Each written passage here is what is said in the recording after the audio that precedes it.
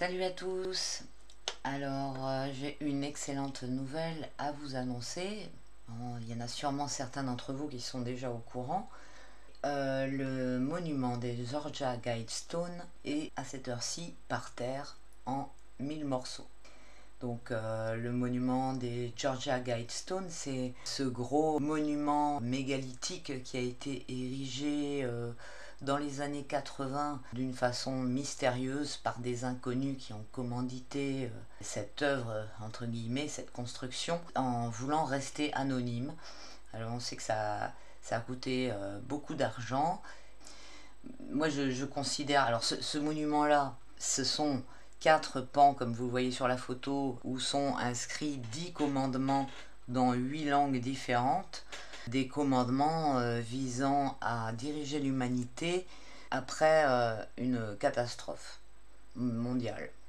Donc voilà, déjà c'est assez sombre comme intention, mais le pire c'est que tous ces commandements qui sont inscrits sont tout à fait en corrélation avec les objectifs du nouvel ordre mondial. Et ce monument a été vraiment un des piliers, je dirais, de tout ce qu'on appelle les thèses complotistes, qui ont été beaucoup développées à partir du moment où Alex Jones a fait un documentaire sur ce monument. Et bon, c'est à souligner que c'est pas anodin, hein, et que c'est pas pour rien qu'il y a des gens qui se sont inquiétés des directives qui étaient données sur ce monument et qui sont celles du nouvel ordre mondial. Et maintenant c'est clair puisqu'on a déjà commencé à... Ils ont déjà commencé avec la complicité de beaucoup d'êtres humains à concrétiser leurs objectifs. Mais moi, comme je vous ai dit depuis très longtemps, ils ne vont pas réussir à aboutir. Ça, j'en suis persuadée. Donc, ils vont mettre plein de trucs en place. Ils vont commencer à mettre leurs trucs en marche, mais ils ne vont pas aboutir. Et donc, ce monument, personnellement, je le considère comme d'autres monuments qui sont sur le globe, comme un travail occulte sur la terre, comme une poupée d'Agide. C'est-à-dire les aiguilles qu'on plante sur les poupées pour faire de la magie noire et voilà, et provoquer un travail avec le monde occulte, un travail occulte avec le monde plutôt des démons, etc. Et donc, bon, bah, on sait qu'il y a énormément des dirigeants actuellement de partout dans le monde qui portent allégeance à Satan, voilà, qui sont sous l'emprise de cette secte. Et donc, ça ne m'étonne pas non plus qu'il y ait eu un travail occulte qui soit fait directement comme ça, physiquement, par la construction de certains bâtiments, dans des points spécifiques, énergétiques de la Terre, évidemment, des endroits qu'ils connaissent, etc. Parce que tous ces gens-là ont une connaissance ésotérique et de capacité de ce qu'on peut faire dans l'astral et avec l'aide de certains esprits. Ils ont une connaissance très approfondie et qu'ils utilisent largement, complètement à l'insu des gens, hein, parce que là, les gens, les citoyens moyens, ils sont complètement à des milliers d'années-lumière d'imaginer qu'il y a une partie de la gouvernance qui s'appuie par des techniques comme ça. Et donc, le monument a été plastiqué le 6 juillet, donc là aujourd'hui on est le 8, il y a 2 jours, et ils ont... Alors je vais vous montrer le film. Ils ont juste filmé une voiture qui passe et puis... Enfin, parce que alors il y a des caméras partout hein, autour de ce monument. C'est ça qu'il faut savoir, c'est quand même extraordinaire qu'il y ait des gens qui aient pu dynamiter ce truc parce que c'est surveillé, c'est très surveillé, il y a des caméras et tout. Donc là, bah, ça a filmé juste une voiture qui passe et puis le truc qui explose. Et donc après, dans la journée, ben, ils ont fait venir, ou le lendemain, je ne sais plus, ils ont fait venir des machines de démolition pour mettre par terre ce qui restait du monument pour des raisons de sécurité. Alors, pour ceux qui ne connaissent pas, je vais vous citer les commandements qui sont inscrits sur ces pierres. Les langues, ce sont l'anglais, l'espagnol, le russe, le chinois, l'arabe, l'hébreu, l'hindi et le swahili. Et il y a des inscriptions en 4 langues sur les côtés: babylonien, grec ancien, sanskrit et hiéroglyphes égyptiens. Ces inscriptions-là, elles définissent l'objectif de la structure, qui est que ces pierres nous guident vers un âge de la raison. Alors il y a aussi un trou dans la pierre horizontale du haut qui donne la date à midi. Et un trou montre l'étoile polaire dans la colonne centrale. Sur le sol, il y a une plaque qui donne les explications uniquement en anglais, avec des références astronomiques, et parle d'une capsule temporelle enterrée à ouvrir entre guillemets, à ouvrir comme les capsules temporelles, hein, mais il n'y a pas de date. Donc là, il n'y a rien de spécifié. Et ce qu'il y a d'autre sur ce bâtiment, c'est qu'aux équinoxes et au solstice, on peut voir le soleil se lever dans la fente de la colonne centrale. Donc on voit bien que c'est un bâtiment, enfin c'est une construction qui utilise beaucoup de savoir qu'on retrouve sur les constructions mégalithiques qui existent déjà sur notre planète et qui ont été érigées il y a des siècles et des siècles, quoi. C'est vraiment, enfin voilà, ils montrent en même temps, ceux qui ont construit ça, la connaissance qu'ils ont, quoi. Et alors donc les 10 commandements, c'est, vous allez voir le rapport avec les trucs du nouvel ordre mondial. Alors premièrement, maintenez l'humanité en dessous de 500 millions d'individus en perpétuel équilibre avec la nature. Donc déjà là, il y a longtemps que on a d'autres informations et plein de trucs qui se recoupent avec cet objectif de réduire la population, qui n'est jamais dit d'une façon claire aux gens. C'est toujours détourné, c'est toujours sous-entendu, voilà, ou exprimé dans des cercles assez restreints ou assez élitistes. Il y a des bouquins qui ont été écrits là-dessus, etc. Et donc voilà, le truc de maintenir l'humanité en dessous de 500 millions d'individus, on a bien vu avec tout ce qui a été entrepris ces 2 dernières années, dont on n'a pas encore toutes les répercussions, que c'est parti dans ce sens-là.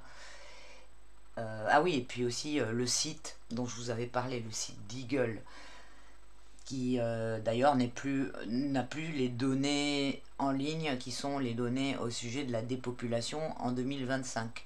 Hein, parce que pendant très très longtemps, ils ont mis en ligne leurs prévisions démographiques pour 2025 et l'humanité dans chaque pays perdait énormément de démographie, quoi. C'était incroyable. La France, par exemple, elle perdait plus de la moitié.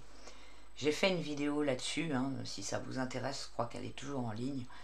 C'est un site institutionnel, quoi, qui est très sérieux. Donc voilà, il y a des trucs, il y a vraiment des sources concrètes et sérieuses et crédibles qui ont envisagé ça d'une façon officielle, enfin avec des données, des trucs qui ont été publiés, quoi. Donc en dessous de 500 millions d'individus en perpétuel équilibre avec la nature, ce qui veut dire qu'ils veulent aussi contrôler la nature, bien sûr. Deuxièmement, guider la reproduction intelligemment en améliorant la forme physique et la diversité. Alors, guider la reproduction, franchement, ça c'est clairement de l'eugénisme et voilà, enfin, intelligemment, par des manipulations hein, en améliorant la forme physique. C'est par des manipulations génétiques et des expériences et un contrôle de la reproduction, quoi. C'est un truc qui est terrifiant, en fait. En améliorant la forme physique et la diversité. Alors, qu'est-ce qu'ils veulent dire par la diversité? Est-ce que c'est la diversité des humains par rapport aux races, quoi? Peut-être, je ne sais pas. Ça veut pas dire grand-chose, la diversité dans la reproduction. D'ailleurs, ils disent pas spécifiquement si c'est par rapport aux humains ou aux animaux, hein. C'est la reproduction en général. Donc on voit que déjà de toute façon, ils ont déjà un grand contrôle sur la reproduction animale, avec toutes les manipulations qu'ils font depuis longtemps. Et là vraiment, enfin, on est vraiment en passe, mais d'ailleurs on a déjà franchi le pas, hein, de passer à l'intervention sur l'humanité. Surtout avec les trucs qui ont été trouvés dans les potions qu'on nous injecte, puisque ça influe directement sur le système reproductif des femmes, et puis ouais, il y a des trucs trop bizarres dedans, quoi. Intelligemment, hein, ça me fait aussi penser à l'intelligence artificielle, comme s'il y avait quelque chose avec une intelligence supérieure qui devait contrôler le tout. Alors, troisièmement, unissez l'humanité avec une nouvelle langue mondiale. Oui, voilà, c'est le dernier chapitre de la Bible, où il est dit que l'Antéchrist établira une langue commune à toute l'humanité, dans le cadre d'un gouvernement mondial. On voit, enfin voilà, l'orientation, elle est claire, et qu'est-ce que ça veut dire aussi? Ça veut dire destruction de toutes les cultures, des langues, de tout ce qui fait la diversité, enfin tout ce qui caractérise toutes les différentes cultures, etc. Hein, c'est une sorte de mise à plat. Donc c'est pas pour rien, le grand reset, il concerne tous les domaines, hein, en fait. Après, quatrièmement, traiter de la passion, de la foi, de la tradition et de toutes les autres choses avec modération. Ce commandement-là, il est super intrusif, parce que la passion, la foi, la tradition, et de toutes les autres choses. Donc il reste toujours, il y a toujours quelque chose d'un peu flou qui permet de mettre n'importe quoi dans le sac. Avec modération, ça veut dire qu'il va y avoir un contrôle. Pour que ce soit modéré, il faut qu'il y ait un contrôle. Donc après, protéger, cinquième commandement, protéger les personnes et les nations avec des lois et des tribunaux équitables. Donc là, une fois de plus, on a de l'ingérence. On voit que l'ingérence, elle se fait à tous les niveaux. Au niveau des nations, donc avec une autorité supérieure qui va gouverner les nations, hein, et décider de qu'est-ce qui est juste ou pas. Donc les tribunaux équitables, ils font partie de quoi? Du nouvel ordre mondial, je suppose. Donc ce que je disais, oui, il y a des intrusions à tous les niveaux, au niveau des nations, au niveau des cultures et au niveau des individus. Alors après, sixièmement, laisser toutes les nations gérer leurs affaires intérieures et régler leurs dissensions externes devant un tribunal mondial. Bon, donc c'est un peu ce que je disais précédemment, quoi. C'est bien de tribunaux mondiaux, tribunal mondial, qu'il s'agit. En même temps, les affaires intérieures sont liées aux affaires extérieures aussi. Une fois de plus, où est la limite, hein? Après, septièmement, éviter les lois et les fonctionnaires inutiles. Voilà, moi ça me fait directement penser à ce qu'on a vu qui est arrivé avec la crise sanitaire, avec l'essentiel et le non essentiel. Qui c'est qui va décider de qui est inutile ou qui est utile et selon quels critères? Donc voilà, après, qui sait, c'est toujours ça, hein. Éviter les lois inutiles, s'ils décident que ce sont les lois qui défendent les droits humains qui sont inutiles, eh ben, ils vont les virer parce que ça entrave leurs objectifs de pouvoir et de contrôle. Et les fonctionnaires inutiles, qu'est-ce que c'est? C'est ceux qui vont pas pouvoir être remplacés par des robots, peut-être, Une fois de plus, on a quelque chose de super autoritaire et puis enfin d'autoritaire et de super arbitraire aussi, quoi. Après, huitièmement, équilibrer les droits personnels et les devoirs sociaux. Donc ça me fait directement penser à ce que disait Macron quand il disait les devoirs passent avant les droits, hein. Qu'est-ce que ça veut dire, une fois de plus, équilibrer, alors que normalement les droits personnels, ils comprennent le respect d'autrui, donc certains trucs qui sont en rapport avec les devoirs sociaux, quoi. Entre les mains de personnes dangereuses, ces objectifs, enfin ces lignes directives, elles sont très très toxiques, quoi. Après, on a neuvièmement, faites primer la vérité, la beauté, l'amour, en recherchant l'harmonie avec l'infini. Ça, bon, a priori, ça paraît bien. Ce sont des choses très subjectives. La beauté, l'amour, c'est des choses personnelles. Donc, de quelle façon, en cherchant l'harmonie avec l'infini, enfin, bon, c'est a priori, ça paraît bien, mais je suis sûre qu'il y a un piège dans ce truc. Et surtout, faites primer la vérité, parce que c'est quoi la vérité? Est-ce que c'est leur vérité à eux, aux dirigeants? On aurait un ministère mondial de la vérité, comme dans 1984. Ça, ça craint aussi, quoi, en fait, hein. Et après, dixièmement, ne soyez pas un cancer sur la terre, laissez une place à la nature. Bon, bah, ce commandement-là, ils pourraient l'adresser à tous leurs congénères pétés de milliards qui défoncent la Terre à longueur de décennies, hein. Donc vous voyez, ces 10 commandements, hein, ils sont quand même intrigants et puis portent vraiment... euh, c'est exactement les objectifs de ce qu'on a vu avec tous les global goals du Forum économique mondial.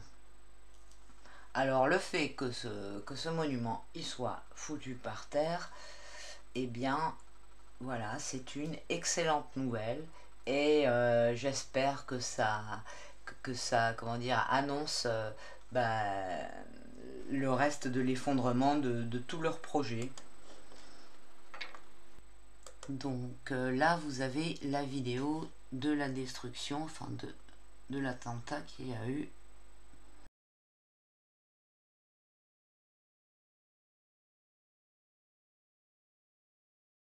Et donc voilà, par une caméra de surveillance, ce qui a été filmé. Et ils ont vu que cette voiture là qui s'est enfuie.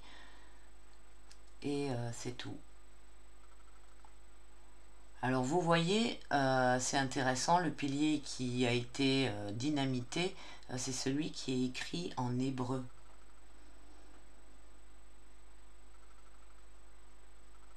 Ça, ce sont les tags qui ont été faits il y a quelques années.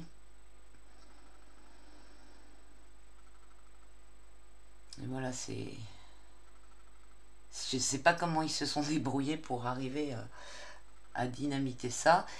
Et donc, ben voilà, ça c'est la destruction qui a été faite mercredi 7 juillet, du restant des piliers pour pas que ce soit dangereux.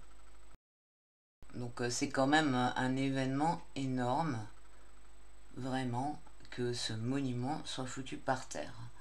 Alors il paraît qu'il y a eu, ou qu'il y a encore, des discussions controversées pour le réhabiliter, le reconstruire, mais apparemment c'est pas...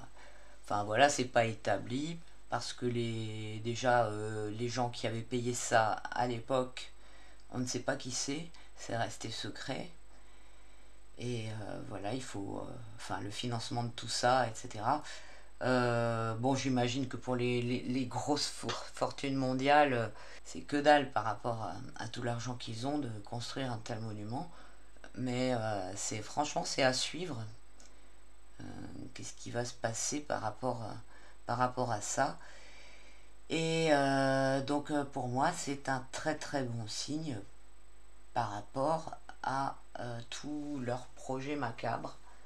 C'est un appui en moins qu'ils ont au niveau ésotérique, et je me demande quelles sont les personnes qui ont dynamité le truc. Franchement, c'est quelque chose de quand même très très balèze.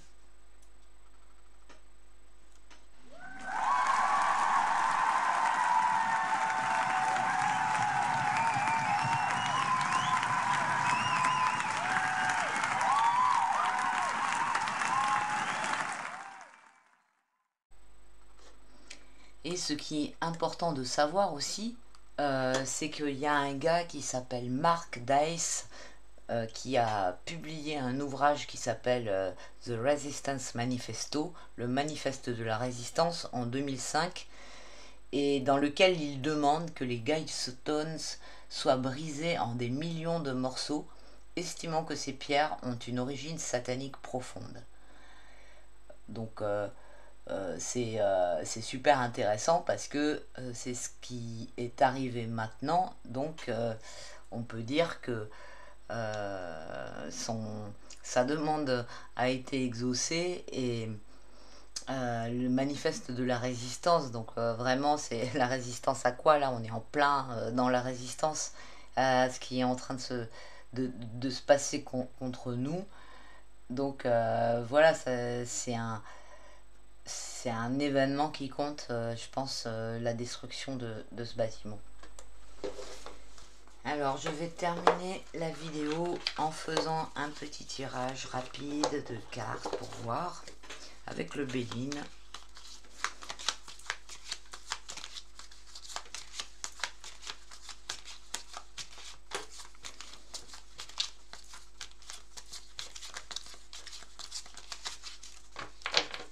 Est-ce que je pourrais demander est-ce que quel impact va avoir la destruction de ce monument?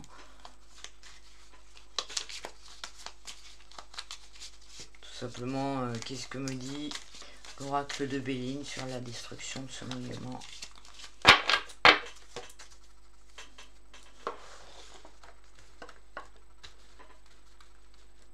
Ça fait longtemps en plus que je voulais faire un tirage sur les Georgia Guidestones. Je sais pas si j'en ai pas déjà fait un, mais il me semble que j'en ai pas fait. Et voilà, ben, elles sont plus là, tant mieux. Hein.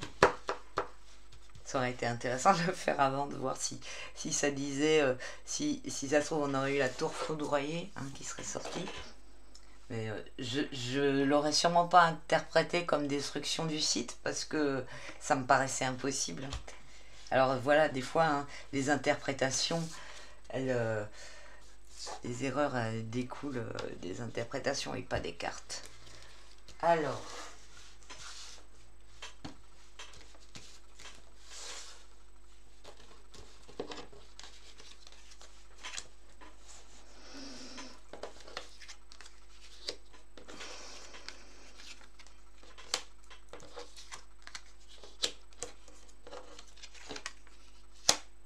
et maladie.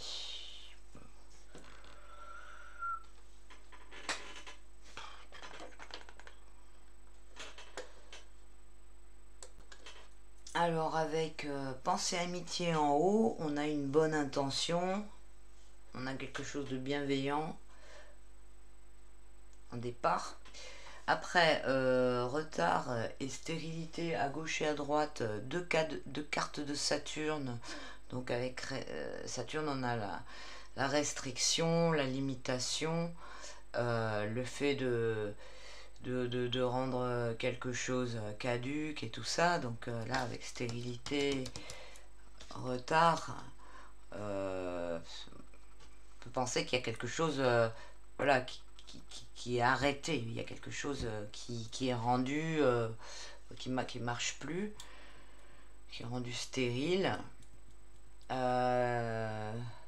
Retard, on peut dire que peut-être que ça a mis du temps, enfin qu'il a, voilà, que le temps a joué en tout cas par rapport à ça. ou oui, voilà, ou peut-être qu'il a fallu attendre un moment spécifique, puisque ça joue en positif, là. Hum, Là, nous avons maladie. Alors, c'est intéressant parce que bah, c'est en rapport.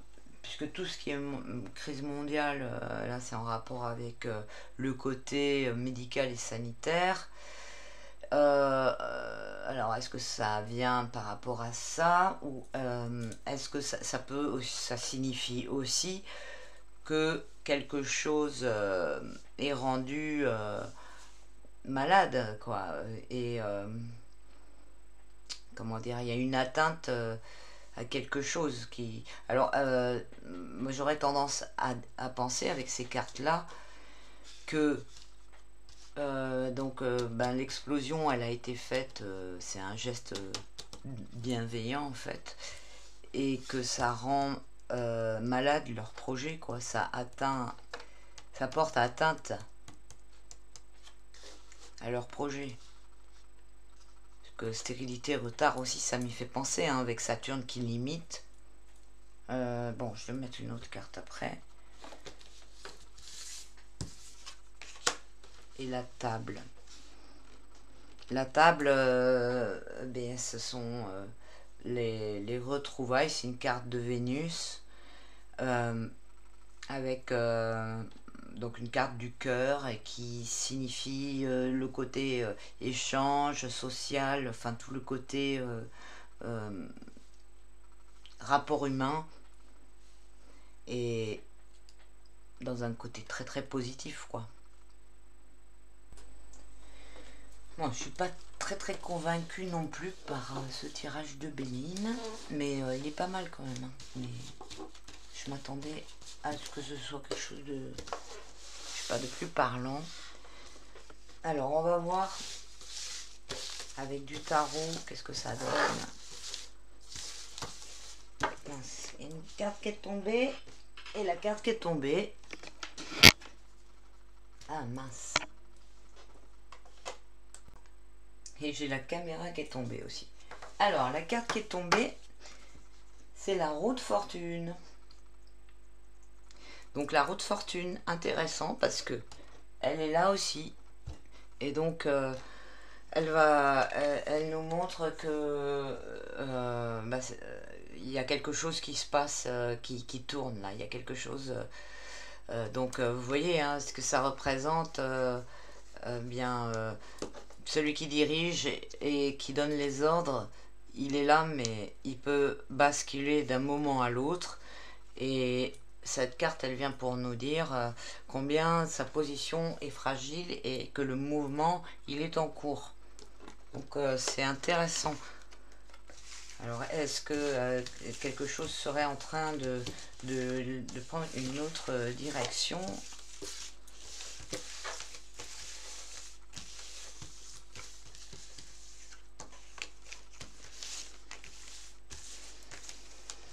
Bon, après, pour la France c'est particulier parce que la France, c'est un des pays qui est, comment dire, à la tête de tout ce travail mauvais, néfaste, hein. C'est un des points aussi au niveau énergétique. La France, c'est un point très important à plusieurs points de vue. Donc, voilà, et puis avec la politique qui est menée ici et tout, enfin voilà, on a compris. C'est genre figure de proue, elle donne le là et comment dire, les autres pays suivent. Donc on va pas être les premiers à faire tomber tout ça, je pense. Mais si c'est en cours d'effondrement dans d'autres endroits, quoi, c'est bon signe parce que de toute façon ça va se propager. Alors on va voir avec le tarot qu'est-ce que ça nous dit. Je vais recouvrir comme ça.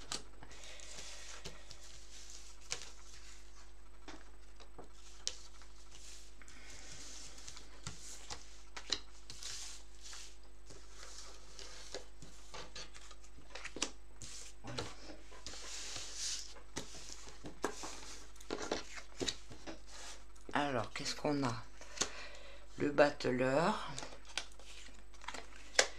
l'impératrice, le soleil, le diable. Pourquoi il est en réponse, le diable? On va dire que il va avec la carte maladie.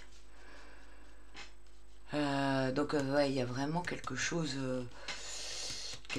qui est fait. Alors le diable, il est droit quand même. Alors quand il est droit, le diable, il veut dire aussi que on se sert de sa ruse, hein. Quand il est à l'envers, il est super toxique, et très très vicieux, pervers et tout ça. Mais quand il est à l'endroit, il dit aussi que voilà, on se sert de ses atouts pour agir. Alors moi je pourrais le voir comme ça ici, puisque la destruction du bâtiment, c'est un geste qui a une portée occulte aussi, une dimension à ce niveau-là. Alors voilà, ça peut être aussi ça peut être ça. On va voir, j'en mets une autre pour voir. Ah oui, puis j'ai pas interprété les autres, on verra après. La tempérance à l'envers, putain, ça c'est pas très bon. Il est compliqué ce tirage. Le battleur, donc il y a une action qui est entreprise. Il est droit, donc ça va. Il y a aussi, comment dire, le battleur, et c'est aussi le magicien, donc il a aussi une dimension ésotérique. Il peut être quelqu'un qui fait un travail à ce niveau-là. Après, à gauche, l'impératrice. Donc là, donc on a la transmission d'informations, la réorganisation, côté mental, l'impératrice là. On peut dire que c'est une action d'autorité qui vise aussi à prévenir, enfin à se faire savoir, à faire bouger des choses. D'ailleurs, ouais, avec le soleil à droite, le soleil à droite, il peut signifier qu'il va y avoir la lumière qui va être mise, la lumière qui va être faite sur des choses cachées, sur des mauvaises choses. Et pourquoi après on a la tempérance à l'envers? Et c'est intéressant parce que graphiquement, ah mais vous voyez rien, j'avais pas vu que vous voyez pas. Graphiquement, la tempérance, il y a des cruches là, comme là.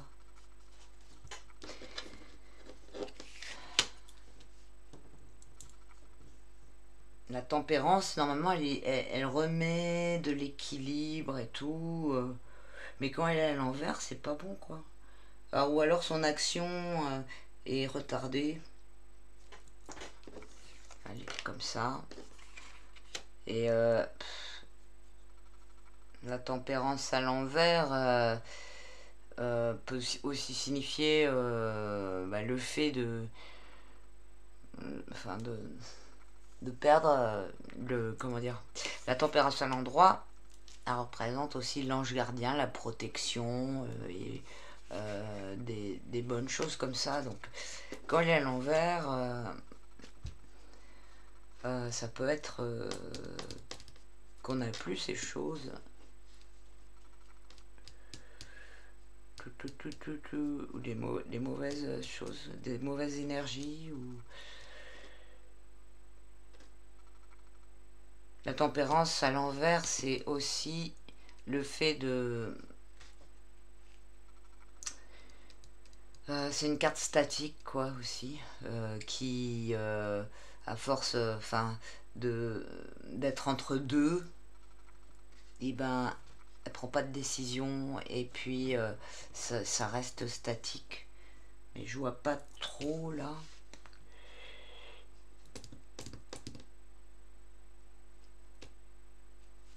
Bon, ça m'aide pas trop ce tirage. Alors, qu'est-ce qu'on a en, comment dire, en lame synthèse? Alors, 20, 19 et 1, 20, 23, 23, j'allais faire 23 et 14, et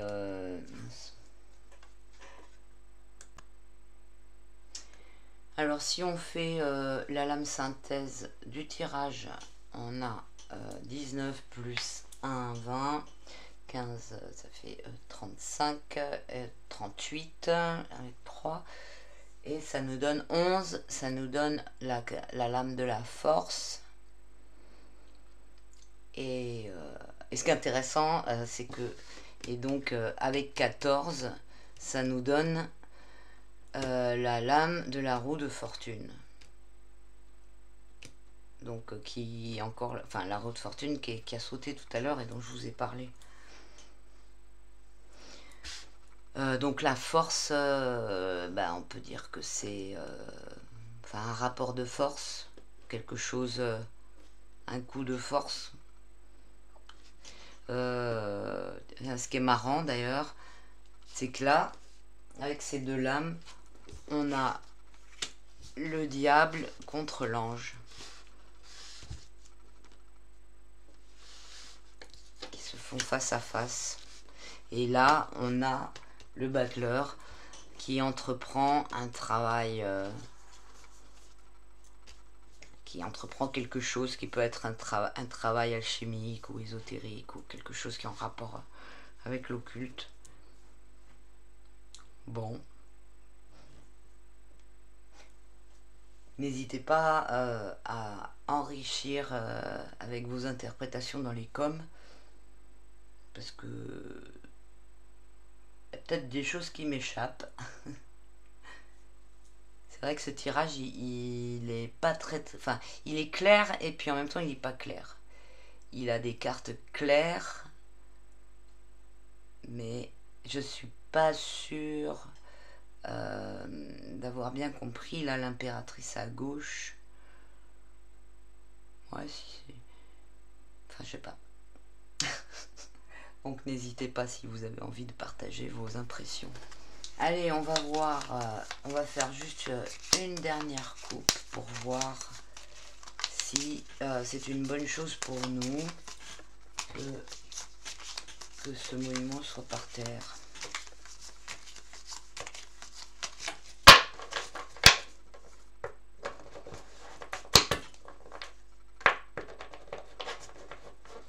Ou non, je vais pas demander ça, je vais demander est-ce que ça va influer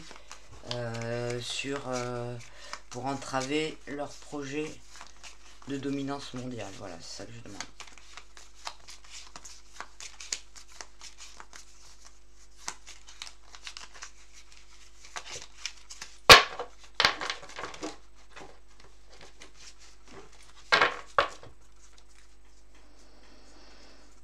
Alors, est-ce que ça va influer pour entraver leur projet de domination mondiale, la destruction du monument Georgia Guidestone?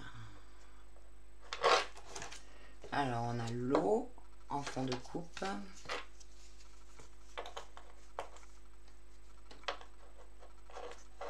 Et yes, ça c'est bien. Oh! Franchement, j'aurais dû juste faire ça, quoi, parce que là, ça c'est hyper plus parlant que tous les autres tirages que j'ai fait juste avant. Franchement, l'eau, déjà, c'est les fluides, donc ça peut être des énergies.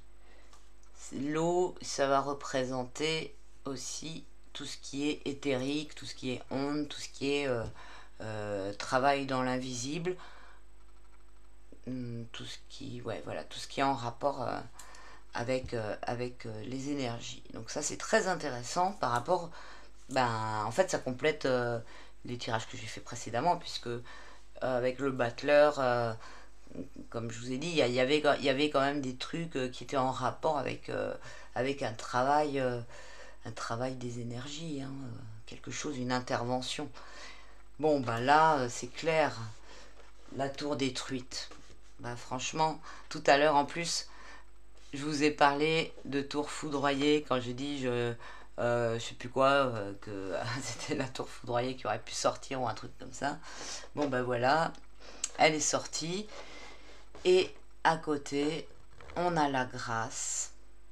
Et la grâce, eh bien, on va dire, c'est une carte qui représente la grâce divine, quelque chose de providentiel, mais qui est, enfin, quand je dis la grâce divine, c'est pour l'expression, parce que dans l'oracle de Béline, la vraie carte du divin, c'est la carte qui est toute bleue.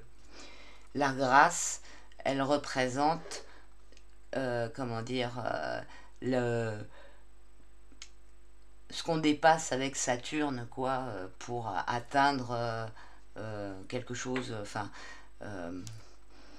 comment dire, elle est dans l'astral, quoi, cette grâce-là. Donc le fait qu'elle est dans l'astral, et en plus je parle de Saturne tout à l'heure, on avait aussi des cartes de Saturne, voilà, donc ça, on retombe bien. Zut, j'ai perdu ma phrase.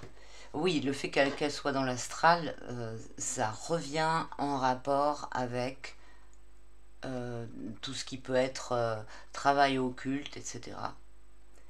Et libération. En fait, voilà, la grâce, elle représente la libération des contraintes de Saturne, des limitations et des contraintes de Saturne. Elle représente les épreuves dépassées, quoi. Et donc, ce qu'on atteint quand on a dépassé les épreuves. Donc, franchement, c'est top, parce que, ouais, voilà, voilà, je pense que franchement, c'est un travail je vais dire, de magie blanche qui a été fait, exercé sur cette construction, hein. Voilà, c'est super top d'avoir ces deux cartes. Pour terminer, en plus, voilà, ça représente exactement enfin, ça illustre tout à fait le sujet. Bon, eh bien, je vais vous laisser, les amis. En plus, il est super tard. Il est 4h du matin. Je vous fais des grosses bises à tous. Ouais, je voulais dire aussi, voilà, c'est mon anniversaire le 11 juillet. Et c'est un super cadeau d'anniversaire, la destruction de ce monument. Voilà, je le prends comme ça personnellement. Voilà, et d'ailleurs, à cette occasion, n'hésitez pas à soutenir la chaîne, ou voilà, si vous avez envie, je veux dire financièrement, pour mon anniversaire. Donc vous avez le lien PayPal qui est dans le descriptif. Et puis, si vous n'avez pas les moyens, c'est pas grave, je comprends tout à fait. Vous pouvez mettre un pouce, laisser un commentaire, voilà, parce que ça aide pour le référencement. Et si vous n'êtes pas abonné, n'hésitez pas à vous abonner. Je vous fais une grosse bise et je vous dis à très bientôt. Et aussi, vous pouvez me joindre à coquelicot75@gmail.com. Ciao, à bientôt.